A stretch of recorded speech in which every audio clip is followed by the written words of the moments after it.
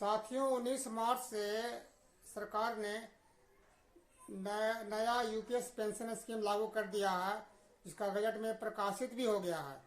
और 1 अप्रैल से आपको समय दिया गया है चुनने के लिए। उसमें नोटिफिकेशन में 3 महीने का समय दिया गया है।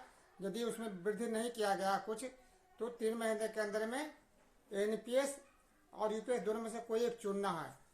यदि आप यूपीएस को नहीं चुनते हैं तो आपको ये माना जाएगा कि आप एनपीएस में ही हैं, ऑटोमेटिक एनपीएस से माना जाएगा। और एक बार यदि आप यूपीएस चुन लेते हैं तो दोबारा वापसी संभव नहीं है। ये इनका स्कीम है। तो अब पूरा चर्चा कि भाई दोनों में कौन सा ठीक है कौन सा गलत है। तो मेरे हिसाब से जो सरकार ने जो स्कीम लाया है, ये बीमा कंपनियों के दबाव में लाया है।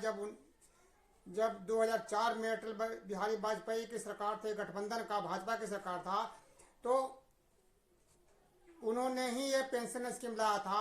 हालांकि ये 1991 में जो उदारीकरण की नीति अपनाई गई उसके तहत है। ये क्या है, शेयर मार्केट को जिंदा करने के लिए और ये जो जितने भी बीमा कंपनियां हैं इनको माला माल करने के लिए, और इसी के मकसद से लाया गया है। और आपको जनता का जेब काटा जाएगा, देश को पैसे को लूटने के लिए इनको लाया गया है। तो उतना ज़्यादा ना करके हम यूपीएस और एनपीएस में क्या अंतर है जो मोटा मोटी बता देते हैं, और आपको हम कैलकुलेशन करके भी दिखा देते हैं। उसमें देखिएगा कि किसमें ज़्यादा बेनिफिट है, यूपीएस में या एनपीएस में।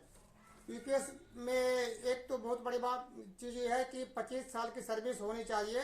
25 साल की सर्विस होगी तो आपको जो पेंशन बनेगा ना, वो बेसिक डीए जो टोटल है उसको लास्ट 12 महीने का एवरेज निकाला जाएगा, और उसके 50%, माने कि किसी का वेतन 1 लाख है तो आपको 50,000 रुपया मिलेगा। और रूट पे रिटर्न क्या है कि एक लमसम आपको मिलेगा। यदि 1 लाख का वेतन है आपको, तो ये मान के चलिए कि आपको लास्ट वेतन का तो आपको 5 लाख रुपये आपको लमसम और मिल जाएगा। क्योंकि एक छमाही में लास्ट वेतन का 1/10% इन्होंने किया है। तो 1/10% के हिसाब से यदि 25 साल की सर्विस आपको है तो प्रति छमाही 10,000 बनता है। तो 25 साल में 25 छमाही हो जाएगा, तो उसका 5 लाख बन जाएगा। उसी प्रकार से यदि किसी सर्विस किसी का 25 साल से कम है तो उसी अनुपात में उसका पेंशन कम होता जाएगा, और वो भी लमसम अमाउंट भी कम होता जाएगा। इसके अलावा उसके एक शर्त और भी है कि कम से कम 10 साल का सर्विस होना चाहिए। जो 10 साल से कम की सर्विस है वो यूपीएस स्कीम में नहीं है, उनको इस स्कीम में है ही नहीं। उनके लिए अलग ही व्यवस्था है जो भी है उसका। इसके अलावा आपको यदि डिसमिस कर दिया जाता है या आप खुद रिजाइन दे देते हैं तो उसमें भी आपको कुछ नहीं मिलेगा, आप इसके लिए योग्य नहीं है। फिर यूपीएस में ये बताया गया कि ओल्ड पेंशन से बिल्कुल अच्छा है, ये बिल्कुल बकवास है। पेंशन की मृत्यु पर पति या पत्नी को 60% मिलेगा आपको। यदि पेंशनर यदि मृत्यु हो जाता है तो आपके जो पेंशन मिल रहा था उसको 60% आपको जो भी है पत्नी या पति जो भी है उनको पेंशन के रूप में मिलेगा। एनपीएस में क्या था कि एनपीएस में ये था कि सर्विस के दरमियान यदि आपको कुछ हो जाता है उसी पीरियड में ही आपको पेंशन फैमिली को मिलेगा। यदि आपने पेंशन आपका शुरू हो गया और 1 साल बाद आप इस दुनिया में नहीं रहे तो आपने जो पेंशन ले लिया वही आपका लास्ट पेंशन होगा। उसके बाद आपको कुछ नहीं मिलेगा। ये एनपीएस में था, और वो फंड जो था सरकार के पास चला जाएगा। तो इस तरह के था व्यवस्था है। तो मृत्यु होने पर जो है कि आपको कुछ नहीं मिलेगा। इसमें क्या किया गया है कि पेंशन में इसका जो है कि एनपीएस में क्या था कि अंशदान तो निश्चित है लेकिन पेंशन निश्चित नहीं है। लेकिन यूपीएस में क्या है कि आपको पेंशन जो होगा निश्चित होगा। एनपीएस में क्या था कि 8-10% आपका कटता था और 14% सरकार, दोनों मिलाकर जो बनाती थी फंड बनता था, उसका यूनिटी होता था खरीदने के लिए, और उस यूनिटी से पेंशन बनता था। लेकिन यूपीएस में क्या है कि आपका जमा होगा वही 10% ही, और सरकार उसमें जमा करेगी 18.5%, यानी टोटल आपको 28% जमा होगा। उससे जो फंड बनेगा उसी फंड से आपको पेंशन मिलेगा और 5 लाख रुपया आपको लमसम मिलेगा। यदि 1 लाख की सैलरी, एवरेज सैलरी है लास्ट में, तो ये है। उसके अलावा क्या है कि आपको एनपीएस में क्या है, यूपीएस में फंड के 3 तरह के निवेश होंगे। 3 तरह के निवेश होंगे। उसमें ये भी आपको चॉइस दिया जाएगा कि भाई आप फंड, अपने फंड को अपने हिसाब से आप मैनेज कर सकते हैं। तो जो जानकार है फंड के बारे में, जो जानकारी है वो तो अपना मैनेज कर सकता है। तो इसलिए आपको एक चॉइस देना पड़ेगा कि आप, हम अपने हिसाब से चॉइस करेंगे।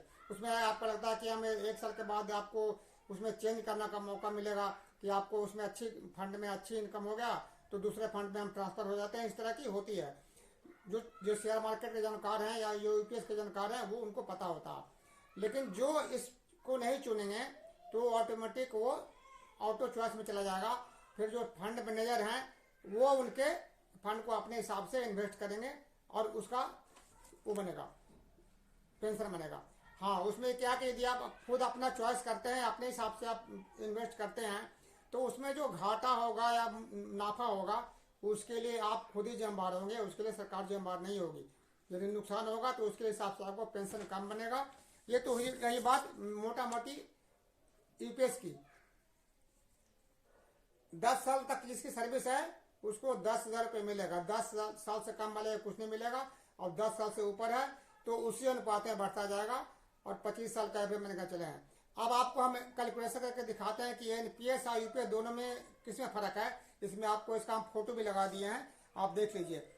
मान लिया कि किसी भी व्यक्ति का कुल सेवा 25 साल है और उसका एवरेज वेतन कितना है, 80,000 है प्रति माह, बेसिक और डीए मिला करके। एवरेज वेतन में 80,000 इसलिए लगाया है कि हो सकता है पहली बार जब उसको ज्वाइनिंग हुआ होगा तो 40,000 में हुआ होगा।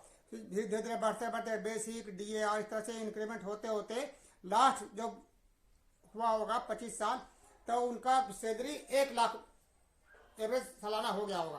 तो 1 लाख हो गया तो उसका हम 80,000 मान के चलते हैं। तो कर्मचारी का उसमें 10% और सरकार का भी 14%, ये बात कर रहे हैं एनपीएस की।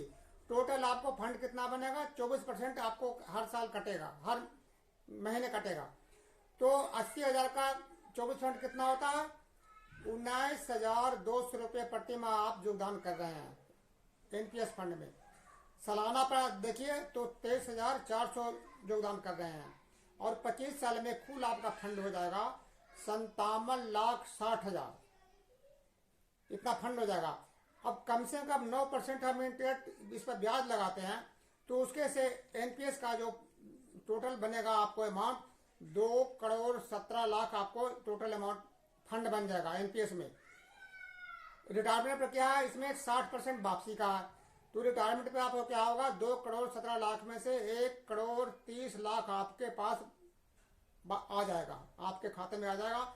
बाकी जो 40% बचता है आपका, 40% जो है 87 लाख बचता है, उस पर सरकार यूनिटी खरीदेगी या बीमा कंपनियों के पास जाएगा, यूनिटी खरीदा जाएगा, और उससे जो प्रॉफिट होगा उससे पेंशन बनेगा। अब उसको भी हम मान लेते हैं कम से कम 6% ब्याज लगाते हैं। हालांकि एलआईसी वगैरह में कई ऐसे गारंटीड स्कीम है जिसमें 6%, 7% का भी गारंटीड स्कीम है, तो हम कम से कम 6% ही मान लेते हैं। तो 6% के हिसाब से आपको हर महीने 43,500 मासिक पेंशन बनेगा ये एनपीएस में। और आपका जो 1,30,00,000 का जो फंड है जो अपना है, उसको भी तो कहीं आप इन्वेस्ट करेंगे, तो उसको भी मान ले कि आप कहीं फिक्स डिपॉजिट में, एलआईसी में कहीं भी करते हैं इन्वेस्ट, तो कम से कम हम 6% भी उसका सालाना रिटर्न मान लेते हैं, तो उस पैसे का आपको 65,000 रुपये मासिक ब्याज बनता है। तो टोटल कितना हो गया, 43,500 प्लस 65,000, टोटल 1,08,500 आपको हर महीने पैसे मिलेंगे। और क्या है, आपके जो 1,30,00,000 रुपये है वो आपके अपने हैं, वो आप यदि कहीं इन्वेस्ट कर रखे हैं तो आपके नहीं रहने पर वो आपके नॉमिनी को मिल जाएगा। और फिर चाहते हैं कि नहीं भाई हम तो हमें अब नहीं इन्वेस्ट करना, आपको निकाल लेना है, तो पैसे निकाल के आप यूज कर सकते हैं, तो आपका अपना है। तो ये है एनपीएस का रिटर्न। अब हम बात करते हैं यूपीएस में। यूपीएस में क्या है, कुल सेवा उतनी मान लेते हैं, 25 साल मान लेते हैं, एवरेज सैलरी मान लेते हैं 80,000 रुपये, सेम जैसे एनपीएस में था वैसे यूपीएस में मान लेते हैं। तो कर्मचारी का 10%, सरकार का 18.5%, टोटल आपको 28% ईपीएस फंड में जाएगा। तो 80,000 का आपको प्रति माह 22,800 यूपीएस फंड में जाएगा, दोनों मिलाकर के। सालाना देखा जाए तो 2,73,600 प्रति माह जाएगा। और 25 साल में जो कुल फंड तैयार होगा 68,40,000 का फंड बनेगा, यूपीएस फंड। इसमें भी हम 9% एनपीएस की तरह ब्याज लगाते हैं, तो इसका जो रिटर्न होता है कुल 2,58,00,000 बनता है, रिटर्न बनता है। तो आपको इसमें रिटायरमेंट में क्या मिलेगा, कुछ भी नहीं मिलेगा। 25वें साल में आपका मान लिया कि औसत सैलरी 1 साल है, 1 लाख है वेतन है, तो 1 लाख का कितना मिलेगा आपको, 50,000 को पेंशन बनेगा, और जब तक जिंदा रहेंगे आपको पेंशन मिलता रहेगा। फिर 25 साल में जो 50 छमाही का 1/10% जो लमसम है वो 10,000 गुने 50 बराबर 5 लाख, 5 लाख रुपये आपको और लमसम मिलेगा। मान लिया कि इसको भी हम मान लेते हैं कि आप कहीं इन्वेस्ट करते हैं तो 6% ही ब्याज लगा लेते हैं, तो इस पर 3750 रुपये मासिक आपको इस पर ब्याज बनेगा 5 लाख का। तो टोटल आपको 53,750 रुपया मासिक इसमें आमदनी होगा यूपीएस में। और 2,58,00,000 का जो फंड है वो कहाँ जाएगा, आपके नहीं रहने पर बीमा कंपनियां हजम कर जाएगी। तो इसमें जो से कि 2 करोड़ जो आपको जो से कि 1,01,08,500 मिल रहा है, तो उसमें कितना मिल रहा था आपको,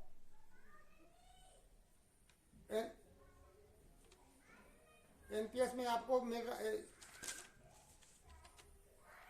एनपीएस में आपको मिल रहा था 1,08,500 मिल रहा था, प्लस 1,30,00,000 आपके पास वापस आ गए। जबकि यूपीएस में आपको कितना मिल रहा है, आपके वेतन का 50%, यानी कि 53,750 रुपये, यही आपका रिटर्न है। तो आप खुद आप सोच लीजिए कि कौन सा ठीक है, एनपीएस बढ़िया है या यूपीएस। जो लंबे सर्विस के लिए है उसके लिए तो एनपीएस ठीक है, लेकिन ये सरकार ऐसी है कि उनको आपस में गुमराह कर करके जो है कि आपको एनपीएस और यूपीएस से फंसा दिया है। तो आप मेरे हिसाब से तो एनपीएस और यूपीएस दोनों में कोई भी ठीक नहीं है। जो पुरानी पेंशन का लगाया जाए तो उसके मुकाबले कुछ भी नहीं है, कि उसमें आपका कोई योगदान नहीं था। इसमें आपको 10% सैलरी से कट रहा है, और उसके बाद ये पेंशन निश्चित नहीं है, फैमिली पेंशन का भी कोई वो निश्चित नहीं है। तो दोस्तों इस हिसाब से आपने समझ लिया होगा कि एनपीएस और यूपीएस में कितना फर्क है। और जो आपको हम इसमें फोटो लगा दिया वो को देख के समझ लीजिएगा। आपको वीडियो अच्छा लगे तो इसको वीडियो को पहली बार देख रहे हैं तो इसको सब्सक्राइब कर दीजिए, और इसको आगे बढ़ाइए, और कमेंट्स भी करिए। जो भी होगा हम आपको इसका जवाब देंगे। और चूंकि वीडियो लंबा ना हो जाए इसलिए हम जो और कम सर्विस वाला का है उसमें बहुत सी चीज़ें हैं, वो विधि हम बनाते तो बहुत लंबा हो जाता है, इसलिए दूसरी वीडियो में आपको हम बना के दिखाएंगे। बाकी कम सर्विस वाले के लिए क्या है वो दिखाएंगे। बहुत लोग ऐसे हैं जो रिटायरमेंट हो चुके हैं एनपीएस में ही, अब उनके लिए एनपीएस के बजाय यूपीएस में चॉइस करना चाहते हैं तो कर तो सकते हैं, लेकिन उसके लिए अभी कोई क्लियर नहीं है कि आगे क्या होगा, वो बाद में जो होगा देखा जाएगा। तो मैं तो समझता हूँ कि यदि उनको एनपीएस में है तो एनपीएस के हिसाब से ही उनको बने रहना ठीक है। दोस्तों आगे जो भी आपको होगा हम दूसरी वीडियो में बताएंगे। बाकी इस वीडियो को आपको अच्छा लगे तो आप जरूर लाइक करिएगा, सब्सक्राइब करिएगा, और इसको आगे बढ़ाइएगा, और कमेंट्स भी जरूर करिएगा, ताकि हम जो किए हैं बताए हैं आपको अच्छी तरह समझ में आया कि नहीं आया। नहीं तो उसमें और भी कुछ कमियां होगा तो सुधार के फिर आपको दिखाएंगे। दोस्तों जय हिंद।